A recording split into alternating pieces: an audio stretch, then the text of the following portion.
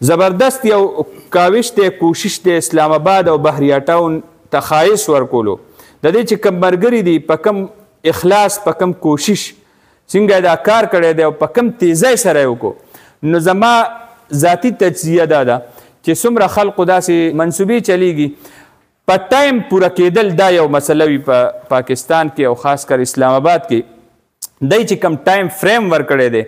نو دا کم کار چې راغونډ شو د دې مطلب دا دی چې را روانو څو میاشتو کې به انشاءالله دا کار مکمل وي دلته کې تقریبا بوکینګ هغه مکمل دی او اوس پکې مخکې خرید و فروخت شروع دی چا چې پکې اخیستي دي هغه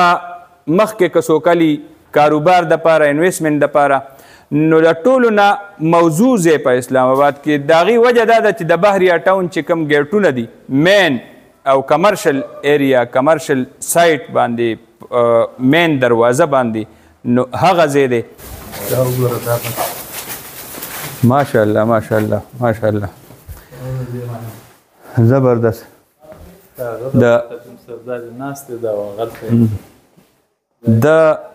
د اسلام آباد چې کوم هوټلې دي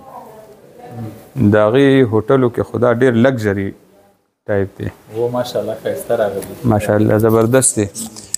یو فلیټ ټایپ دی بحریه ټاون مین ګیټ باندې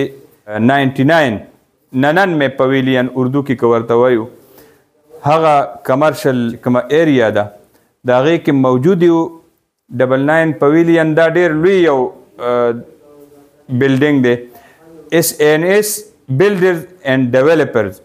د هغې زیر نګراني جوړیږي او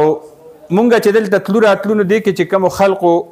پلاټونه اخیستي دي فلیټونه اپارټمنټ دي دوکانونه دي کمرې دي نو هغه کمرې دغه خلق او دغه ملګري خوش قسمته په دې دي چې دا د وخت نه مخکې تقریبا تیار شوي دي ځکه چې دا تاسو ګورئ نو دا ټول د اسلام آباد که مونږ ووایو نو دا لګژري پرتعیشه هوټل دی او دا انټرنیشنل طرز باندې جوړ دی د دې چې کوم طرز دی نو هغه د مکمل د دوبۍ او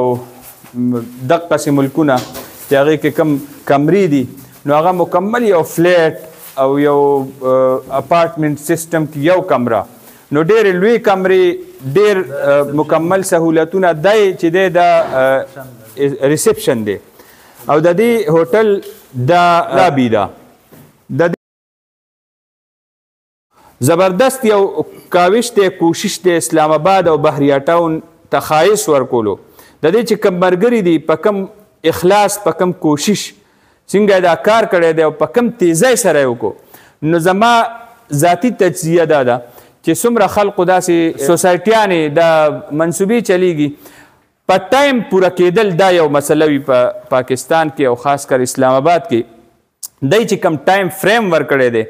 نو دا کم کار چې راغونډ شو د دې مطلب دا دی چې را روانو څو میاشتو کې به انشاءالله دا کار مکمل وي نو دغه خلق په دې خوش قسمته دي چې هغوی ته به د خپل وخت نه مخکې خپل اپارټمنټس دوکانونه او دا چې کم دوکانونه دي شاپس دي هالونه دي دا به هغوی ته میلو شي دلته کې تقریبا بوکینګ هغه مکمل دی او اوس پکې مخکې خرید و فروخت شروع دی چا چې پکې اخیستي دي هغه مخکې که څوکلي کاروبار دپاره انویسټمنټ دپاره نو د ټولو نه موضوع ځای په اسلام آباد کې د هغې وجه دا ده چې د بحریه ټاون چې کوم ګیټونه دي مین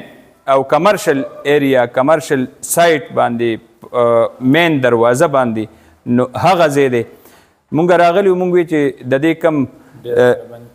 دې کې انویسټمنټ کومو ملګرو کړی دی نو هغه هم خوش قسمته دي او کومو ملګرو چې پکې انویسټمنټ کړی دی هغوی ته وښیو ډېره مهرباني